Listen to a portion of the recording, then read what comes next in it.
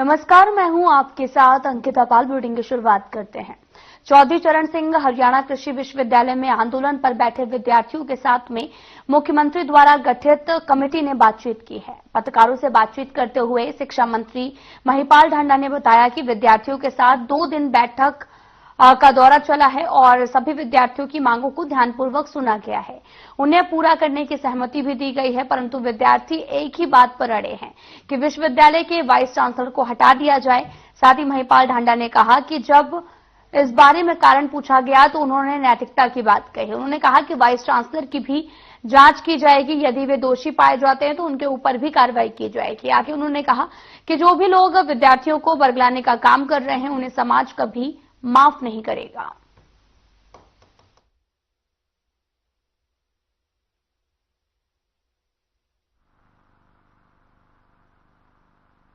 आज की मीटिंग में हमारी वही फिर से डिमांड्स थी कि पहली जो मेन डिमांड हमारी है कि वीसी सर को हटाया जाए।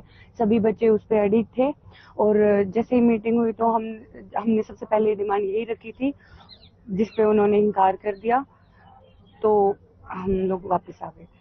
टोटल कितनी मांगे रखी थी आपने? टोटल हमारी 8 डिमांड्स हैं, जिनमें से मेन वीसी सर को हटाया जाए, उनका इस्तीफा लिया जाए, वही है जिसपे उन्होंने।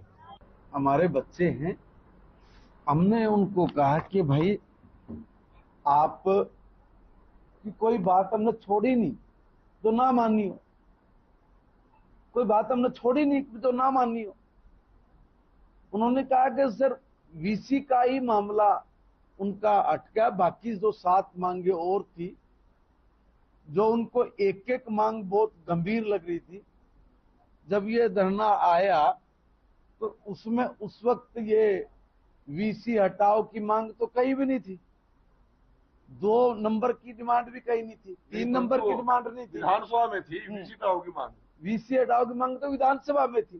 सर 24 तारीख के लिए हम जो गांव-गांव जाकर अपना समर्थन बटोर रहे हैं सर, और हमारी टीम है हर गांव में जाकर हर छात्र संघ से, हर किसान संघ से मिलकर अपना समर्थन बटोर रही है और ज्यादा से ज्यादा संख्या यहाँ पर लाने की तैयारी में जुटी हुई है सर। और मैं आपको ये बताना चाहूंगा सर कि हम वीसी सर की को हटाने की उसमें क्यों है सर, हमने रखा था, पर ये एक प्रॉपर चैनल नहीं बन पा रहा है कि एक कमेटी वो वीसी साहब के बराबर में काम करेगी, वो उनसे नीचे होगी। वीसी साहब की पावर उनमें कहाँ रहती है, और वीसी साहब उस टाइम पे अपना क्या यहाँ पे क्लियर कर दिया था कि भाई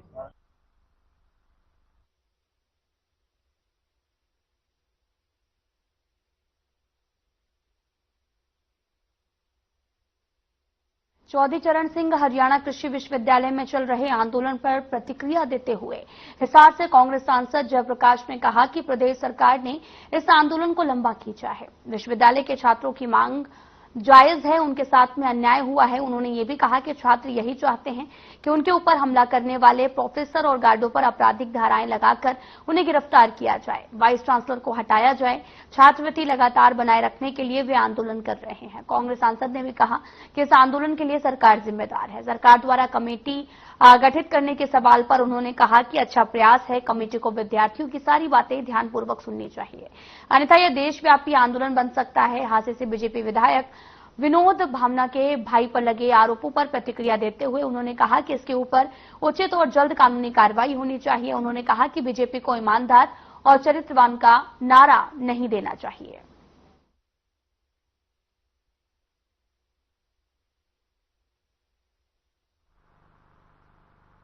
ये बहुत लंबा चलवा दिया सरकार ने आंदोलन। जो छात्रों की मांग थी बड़ी वाजिब थी, और उनकी मांग नहीं है बल्कि उनके साथ ज्यादती हुई है। तो जो ज्यादती की, जिन लोगों ने उनसे मारकूट की है, तो यही चाहते हैं कि वे उनकी तत्काल आपराधिक धाराओं लगा करके, धारा लगाई हुई जो उनमें गिरफ्तारी हो। और जो वाइस चांसलर का जहां तक सवाल है तो उसको पदमुक्त किया जाए, उनको यहां से हटाया जाए। डिप्टी कमिश्नर के दफ्तर में पैसे बरामद हो गए, एचपीएससी के सेक्रेटरी के दफ्तर में पैसे बरामद हो गए, तहसील में जाओ, कहीं जाओ, थाना जाओ, हर जगह भ्रष्टाचार चरम सीमा पर है। हालत बहुत बुरी है। ई रिक्शा वालों के साथ बड़ी ज्यादती कर रखी है। इनको स्टैंड पे खड़ा नहीं होने देते जीएम रोडवेज, और मैं अभी समय मौका देखने जा रहा हूं। और हम किसी भी गरीब आदमी के साथ, जैसे रेडी वालों की लड़ाई हमने लड़ी, हम ई रिक्शा वालों की लड़ाई लड़ेंगे।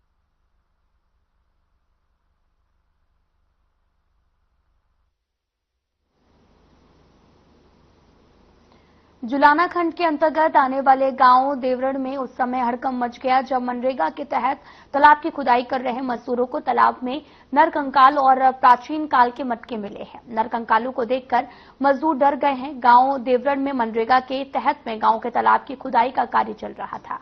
साथ ही आपको यह भी बताते चले कि मजदूरों को खुदाई के दौरान अचानक कुछ मटके दिखाई दिए। जब उन्हें और गहराई से खोदा गया तो वहां पर मानव कंकाल बरामद हुए हैं।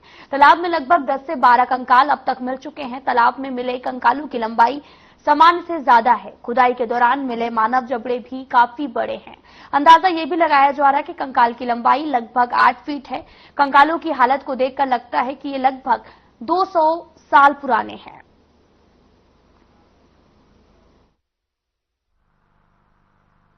यहाँ पे तालाब में मनरेगा के तहत खुदाई चली हुई थी और खुदाई में मजदूरों को ये कुछ नरकंकाल की हड्डियां निकली। एक नरकंकाल पूरा भी निकला और कस्सी से ये कट कट के फिर अलग अलग इनके टुकड़े हो गए। तो हो सकता है ये आजादी से पहले यहाँ पे कोई मुसलमानों की कब्रिस्तान हो या फिर ये उससे पहले का हो, ये तो जांच के बाद ही पता चलेगा। यहाँ तो 10-12 कंकाल मिले हैं। एक तो पूरी बॉडी थी, बाकी ये जहां जहां भी इन्होंने गड्ढे खोदे हर एक में कोई ना कोई उनका छोटा मोटा जो है टुकड़ा जरूर मिला। ये डांगर दिखल गए मरसा की पा जाएगी मुसलमाना पा जाएगी कि मैं डांगरा की भी हड्डी है। डांगर भी दाद दिया क्या होता था यहाँ पहले? हाँ, यहाँ पहले क्या होता था? अरे तो समाना पड़ा था गाँव आदि, गाँव आदि। तो आपके बुजुर्गों ने क्या बताया था यहाँ पे पहले? यहाँ कब्र थी। कब्र होती थी? हाँ भाई, ये पशु पशुओं का सकता है, मतलब पशु ही हड्डी लग गई तो पशुओं लगे दफना दिया कर दे। कब्रिस्तान कब्र बोलिया कर जा रहे, कब्र होया कर दी मुसलमान की। हाँ, ये सुनना आई हमने तो, और हमने देखे कोई ना वो सुनना आई है, बुढ़े बुढ़े बताया कर दे। मनरेगा की देख रेख करता हूँ और यहाँ पर खुदाई चल रही थी। उस समय कुछ मटके मिले। मटके मिलने के बाद यहाँ पर लेबर वाले आए और वो कह रहे थे कुछ मटके आए। वहाँ पर जब मौजूद हमने देखा, वहाँ पर मटके फोड़े, मटकों में कुछ नहीं था। मटके बिल्कुल खाली थे और साफ मटके थे बिल्कुल। हिसार में अंतर्राष्ट्रीय नशा निषेध दिवस के मौके पर नशा मुक्त पदयात्रा 26 जून को निकाली जाएगी, जिसमें सैकड़ों युवा लोगों को जागरूक करने का काम करेंगे। पदयात्रा का उद्देश्य युवाओं को नशे से बचाकर उन्हें जागरूक कर खेलों की ओर ले जाना है। ट्रस्ट 5 साल से देश भर में युवाओं की नशे के खिलाफ जागरूक करने का काम कर रहा। पदयात्रा निकाल युवकों को नशे से दूर रहने का प्रण लिया जाएगा। नशे के खिलाफ आवाज उठाने की शुरुआत घर से करेंगे तो धीरे धीरे प्रदेश और देश भर में इस आवाज को बुलंद किया जाएगा। अगले 4 से 5 महीने में पूरे हिसार को कवर किया जाएगा, जिसमें स्कूल, कॉलेज, यूनिवर्सिटीज और स्पोर्ट्स एकेडमी, एजुकेशन इंस्टीट्यूट, गांव, हर जगह नशे के खिलाफ प्रोग्राम रखे जाएंगे।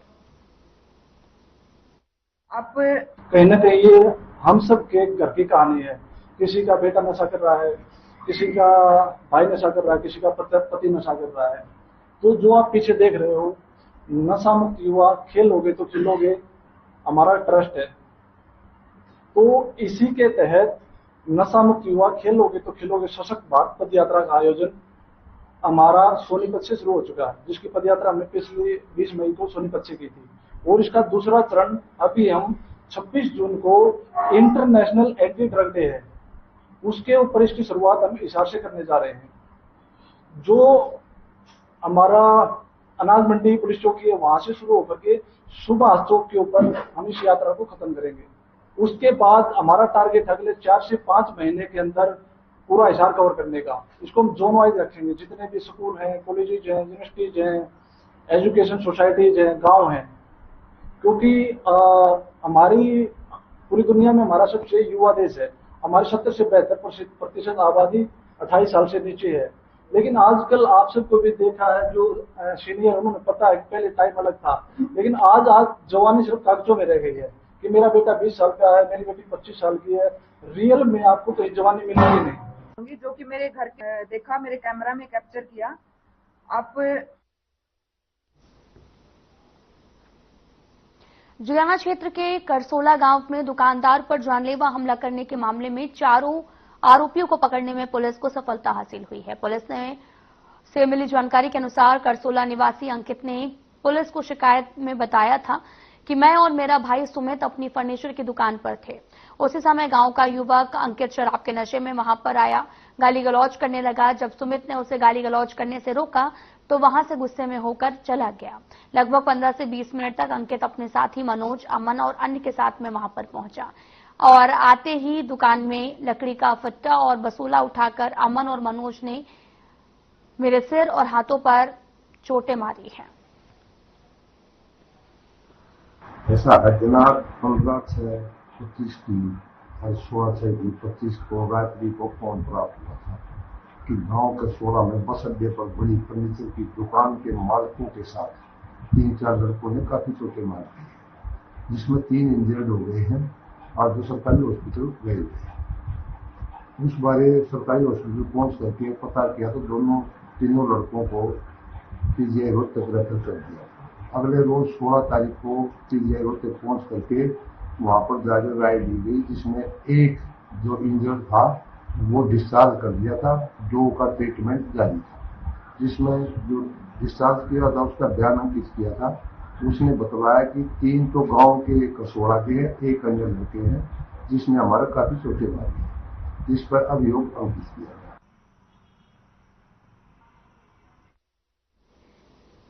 घर के सामने 10 फीट गहरे गड्ढे में विवाहिता की हत्या कर दफनाने के मामले में पुलिस ने ससुर भूप सिंह को गिरफ्तार किया है। पूछताछ में ससुर ने गला घोंटकर बहू की हत्या करने की बात भी कबूल की। हत्या के बाद पहले से खोदे गए गड्ढे में शव को दबा दिया गया। फिलहाल पुलिस हत्या की वजह और अन्य शामिल लोगों की जांच कर रही है।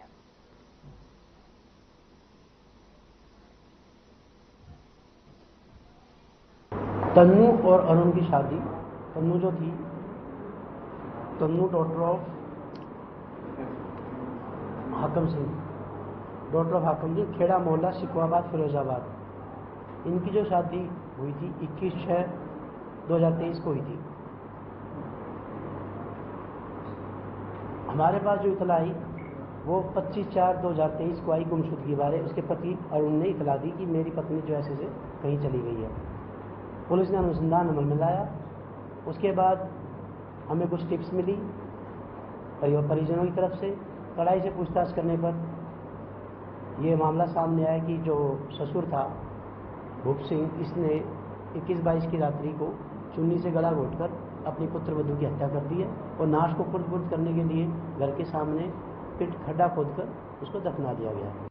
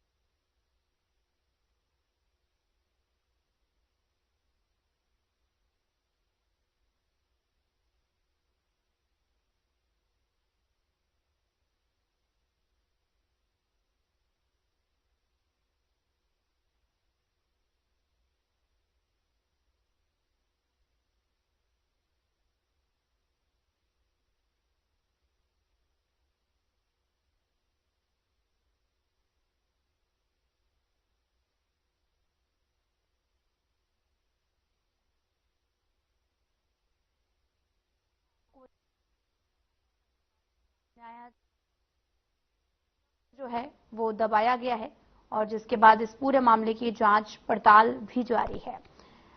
आपको बताते चलें कि ये जो पूरा मामला सामने आया है वो घर में विवाहिता की हत्या का सामने आया है, जहां पर इस पूरे मामले की जांच भी जारी है और पुलिस ने ससुर को भी गिरफ्तार कर लिया है।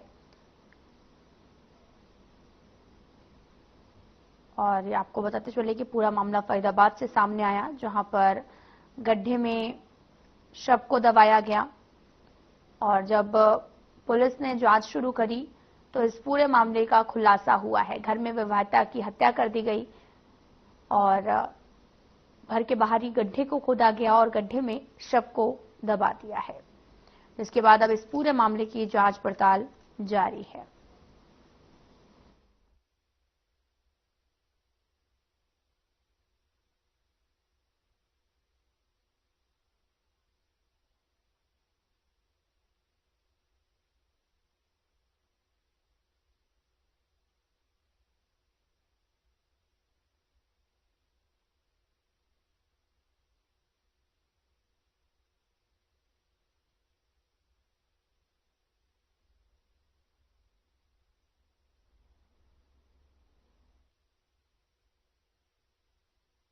तो आपको बताते चलें कि जुलाना में 2024 में हुई महिला की हत्या का खुलासा करते हुए पुलिस ने आरोपी को गिरफ्तार किया है।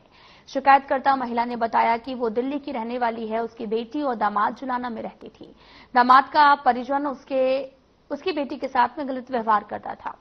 14 सितंबर 2024 को बेटी का फोन आया था। परिजन उसके घर आया हुआ था। लड़ाई झगड़ा किया गया और साथ ही महिला ने अपनी बेटी को अपने पास बुलाने की बात भी कही थी, लेकिन 15 सितंबर को ही उसकी मौत की खबर सामने आई। पहले तो आरोपी सबूतों के अभाव में छूट गया, लेकिन जून 2025 में थाना प्रभारी ने एक बार फिर से मामले का अध्ययन किया और आरोपी को पकड़ने में सफलता हासिल की है। आरोपी को पुलिस ने सलाखों के पीछे भेज दिया है।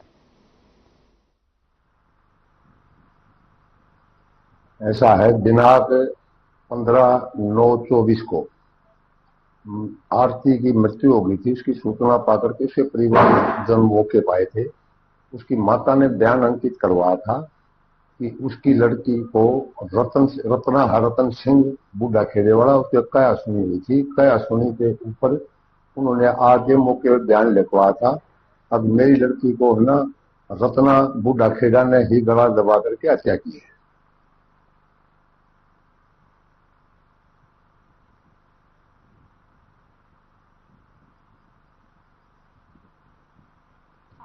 चलें कि पूरा मामला जो सामने आया है वो फरीदाबाद से आया है।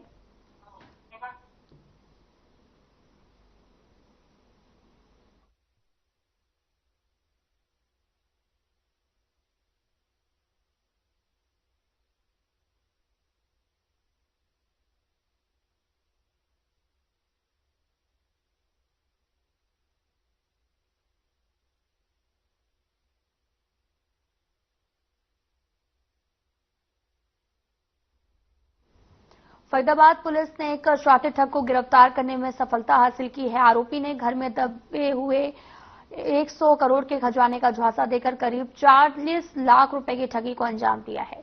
जवाहर कॉलोनी में रहने वाले शख्स ने आरोप लगाया था कि आरोपी मौलवी बनकर घर में आया था। परिवार को यह भी कहा था कि उनके घर में सांपों का जोड़ा है। घर की जमीन के अंदर 100 करोड़ रुपए का सोना चांदी दबा हुआ है, जिसे निकालने के लिए 35 से 40 लाख रुपए का खर्चा आएगा। और पीड़ित ने मौलवी की बातों में आकर उसे पैसे भी दे दिए, लेकिन जब पीड़ित को खुद को ठगा हुआ महसूस किया तो थाना सारण में इसकी शिकायत दी गई, जिस पर कार्रवाई करते हुए पुलिस ने आरोपी को बिहार से गिरफ्तार किया है। पुलिस ने फिलहाल आरोपी को पूछताछ के लिए 7 दिन के रिमांड पर लिया है।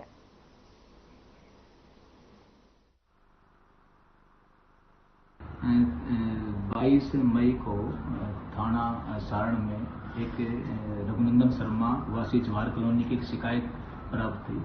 जो रघुनंदन शर्मा ने अपनी शिकायत में आरोप लगाया कि 2 साल पहले उनके घर में कुछ चावल के दाने पड़े थे, तो उसकी पत्नी ने कहा कि वे को जादू टोटका किसी ने कर दिया है, जिस पर उनके द्वारा एक व्यक्ति से संपर्क किया गया जिसका नाम कमरे आलम था।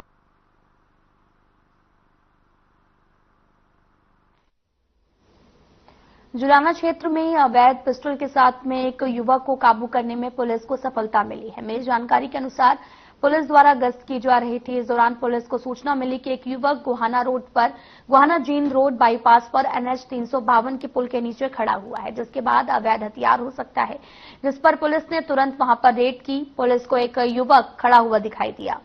तो साथ ही आपको ये भी बताते चले कि पुलिस की गाड़ी को देखकर तेज कदमों से चलने लगा। पुलिस ने तुरंत युवक को काबू किया और पुलिस द्वारा युवक की तलाशी ली गई और उसके बाद से 32 बोर पिस्टल बरामद हुआ है।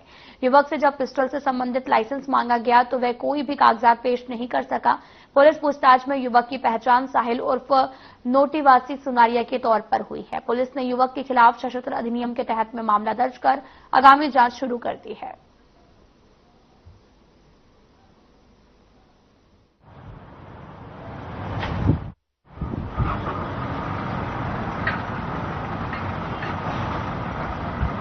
कल दिनांक 19/6 को अपना जींद रोड तक बाईपास पुल के नीचे साहिल नाम का लड़का था, जिसके पास एक 32 बोर का अवैध असला हमारी डिटेक्टिव स्टाफ ने रिकवर किया था। उसके बाद उसके साहिल के खिलाफ नियमानुसार मुकदमा दर्ज करके उसको गिरफ्तार किया गया और आज मान्य अदालत में उसको पेश किया गया।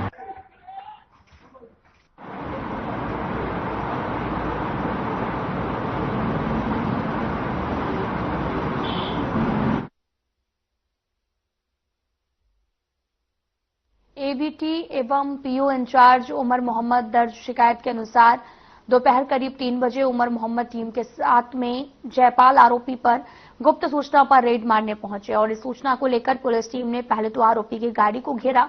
इसमें से एक युवक उतरकर पुलिस पर फायर करते हुए भागने लगा, तो वहीं फायर की आवाज सुनकर जयपाल भी घर से निकलकर भागने की फिराक में था, जिसका पीछा उमर मोहम्मद में उनकी टीम ने करना शुरू कर दिया, तो उसी मुठभेड़ के दौरान उनकी मौत हो गई है।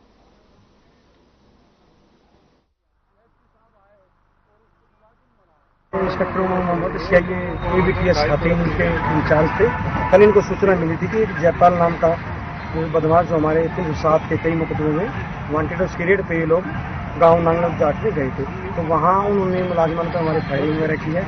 इसी दौरान हमारे इसकी इंस्पेक्टर साहब की मृत्यु हो गई है, जिसका आज हमने पोस्टमार्टम करवा दिया है और मुलाजमान जो हमारे शहीद उनके ध्यान पे हमने जो जयपाल और अन्य उसके बदमाश साथी हैं उन पर हमने मुकदमा दर्ज। नाम का कोई वांटेड था बहीन का, और जो इंस्पेक्टर उमर मोहम्मद है इनको कोई गुप्त सूचना मिली थी और ये उनको गिरफ्तार करने अपनी टीम के साथ गए हुए थे और वहां जाकर के आमने सामने की मुठभेड़ हो गई और उस मुठभेड़ के दौरान ही इंस्पेक्टर उमर मोहम्मद की डेथ हुई है। और अभी करीब 7-8 महीना पहले माननीय श्री डीजीपी श्री शत्रुजीत कपूर सिंह द्वारा इसको ईमानदारी के लिए और अच्छे कार्य के लिए सम्मानित भी किया है और जहां भी ये रहा है इसने महकमे का सर ऊंचा किया है और अपनी ईमानदारी की एक मिसाल इनकी रही है। आज हमारे बीच से एक ऐसा शख्स हमारे बीच से चला गया, पूरे महकमे को भी दुख है और पूरे इलाके में भी इस बात का गम की लहर है कि एक ईमानदार आदमी को, एक अच्छे व्यक्ति को, जिनके नाम से अपराधी कांपते थे। और ये मैं नहीं कह रहा, ये पुलिस प्रशासन का रिकॉर्ड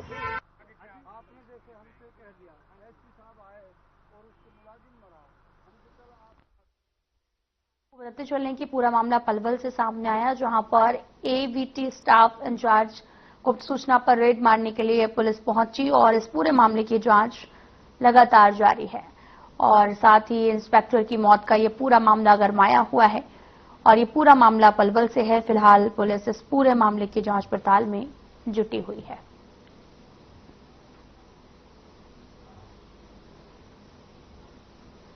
फिलहाल बुढ़े में इतना ही। नमस्कार।